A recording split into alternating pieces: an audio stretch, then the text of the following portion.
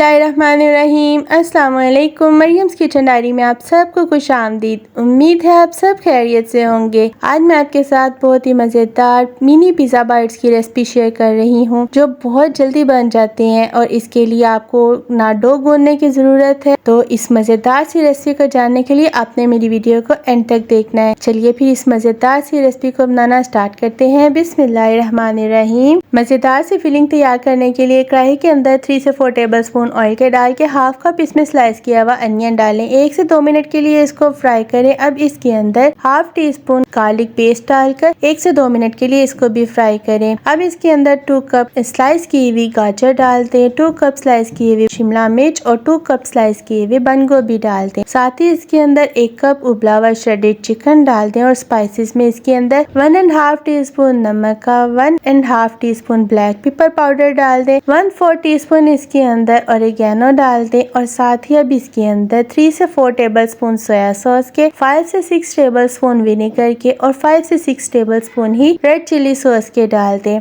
ये noodles test maker है, ये डाल दें इसके अंदर और मीडियम टू हाई फ्लेम के ऊपर इन तमाम स्पाइसेस को वेजिटेबल्स के साथ अच्छे तरीके से आप यहाँ पर मिक्स करें। ये फिलिंग इतनी ज़बरदस्त, इतनी टेस्टी बनती है, आप ये बनाकर रख लें। आप इसे किसी भी चीज़ में फिल कर सकते हैं, चाहे रोल समोसे हो या फिर मिनी पिज़्ज़ा बाइट्स हो। अब इसके अंदर नूडल्स को उबाल कर उनको स्ट्रेन कर लिया था, वो इसके अंदर डाल दिया है। आँच को अब आपने यहाँ पर बंद कर देना है। इसको अच्छी तरीके से यहाँ पर मिक्स करें और इसे रूम टेम्परेचर पे ठंडा कर लें। ठंडा करने के बाद इस पॉइंट पर आप इसको स्टोर कर सकते हैं। आप इसे किसी भी चीज़ के अंदर फिल कर सकते हैं। अब यहाँ पर ब्रेड स्लाइस ले लें और किसी भी कटर से या किसी चीज़ की मदद से इसके इस तरह गोल शेप काट लें। अब इसके ऊपर सबसे पहले यहाँ पर टमाटो केचप लगाएंगे। टमाटो केचप लगाने के बाद इसके ऊपर जो हमने फिलिंग तैयार की है वो रखेंगे और मिनटों में तैयार होने वाली ये मिनी पिज़्ज़ा बाइट्स तैयार हो जाएंगी। अब इसके ऊपर यहाँ पर हमने मोज़रेला और चेडर चीज़ दोनों मिक्स करके हमने यहाँ पर क्रश करके रख ली थी, वो इसके ऊपर टॉपिंग करेंगे। इसको पिज़्ज़ा ट्रे के अंदर रखेंगे। ओवन को हम पहले से प्रीहीट कर लेते हैं। अब ओवन के अंदर पिज़्ज़ा ट्रे को रखें और इसको 5 मिनट के लिए आप यहाँ पर बेक करें ताकि चीज़ मेल्ट हो जाए।